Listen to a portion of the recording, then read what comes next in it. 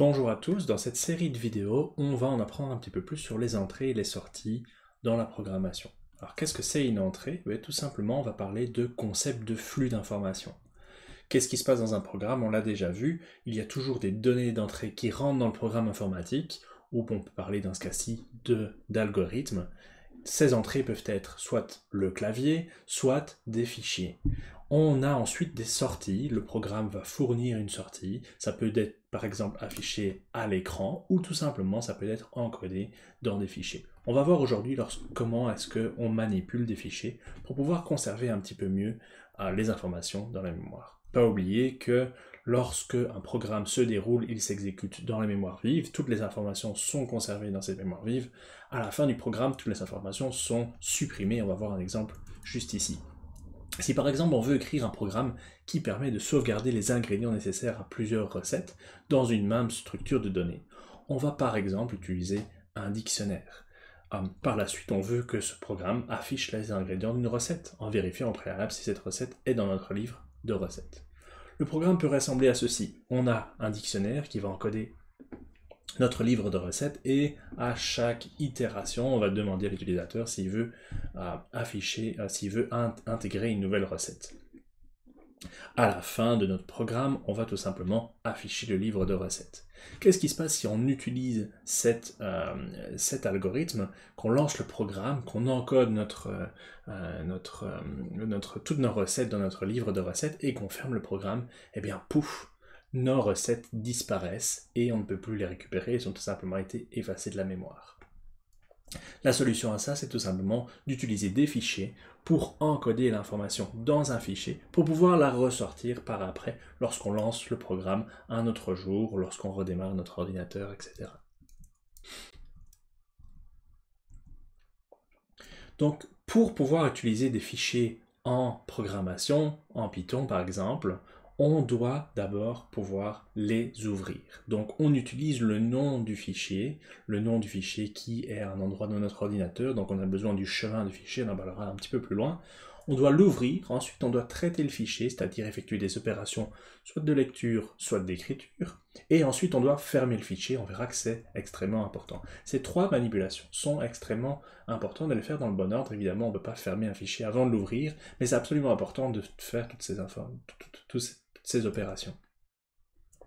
Pour pouvoir ouvrir un fichier, en Python, on a tout simplement une fonction qui s'appelle la fonction open. On lui fournit le nom du fichier et le mode d'ouverture. Le mode d'ouverture n'est pas obligatoire, il est par défaut mis à un mode en lecture, mais c'est important de le spécifier si par exemple on veut modifier ce mode. Donc le nom de fichier, c'est le chemin du fichier dans l'ordinateur. Le mode, c'est une chaîne de caractères qui prend les valeurs R, W, X, A, et on peut rajouter des informations en plus. Et le mode va décider de la façon dont on va ouvrir le fichier. Si on l'ouvre en mode lecture, avec le mode R, mais on va pouvoir lire le fichier, mais on ne va pas pouvoir écrire dedans. Si on veut écrire dedans, on va tout simplement pouvoir utiliser le mode W, qui permet d'écrire dans le fichier, mais on ne peut pas lire dans le fichier. Attention, la particularité, c'est le mode W, lorsque le fichier existe déjà. Toutes ces données seront détruites et on va créer un nouveau fichier. Si on veut écrire dans un fichier qui existe déjà, on doit utiliser le mode A pour append ou ajout. Dans ce cas-ci, si le fichier n'existe pas, ce mode va le créer. Si le fichier existe déjà, les nouvelles données seront tout simplement ajoutées à la fin du fichier. En cas de succès, donc par exemple si le fichier existe, la fonction open va renvoyer un objet fichier qui est associé au nom de fichier qui est spécifié dans son appel. Attention, l'encodage des fichiers peut dépendre de la plateforme sur laquelle vous êtes, sur laquelle le programme est exécuté. Sous Windows, l'encodage des fichiers par défaut n'est pas le même que sur Linux ou sur Mac OS X. Donc il faut faire attention à l'encodage. Lorsque vous écrivez et lorsque vous lisez les fichiers, il faut un petit peu connaître quel est l'encodage des fichiers pour ne pas avoir de problème de conversion des chaînes de caractères. On peut spécifier l'encodage directement à l'ouverture du fichier.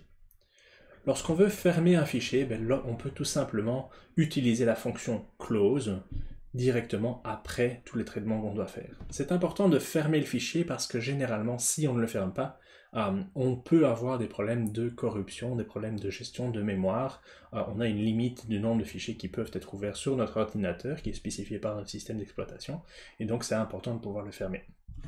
De manière générale, Python nous simplifie la vie. À la fin du programme, il va tout simplement fermer tous les fichiers qui ont été ouverts, ou même pendant le programme, il va aller déterminer s'il y a un fichier qui a besoin d'être fermé pour gérer un petit peu mieux la mémoire.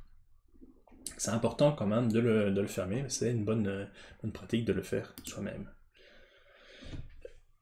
Pardon. Si on oublie de le fermer ou si on est en train de traiter des fichiers, la grosse problématique qu'on peut avoir, c'est lorsqu'on accède à un fichier, peut-être que quelqu'un d'autre est aussi en train d'y accéder. Dans ce cas-là, qu'est-ce qui se passe? Par exemple, si on a deux programmes informatiques qui essaient d'accéder au même fichier en même temps, en écriture par exemple, lorsqu'on veut écrire le fichier, quelque chose dans le fichier et qu'un deuxième programme veut aussi écrire quelque chose dans le fichier, mais qu'est-ce qui va se passer lorsque les deux programmes vont ouvrir le fichier en même temps?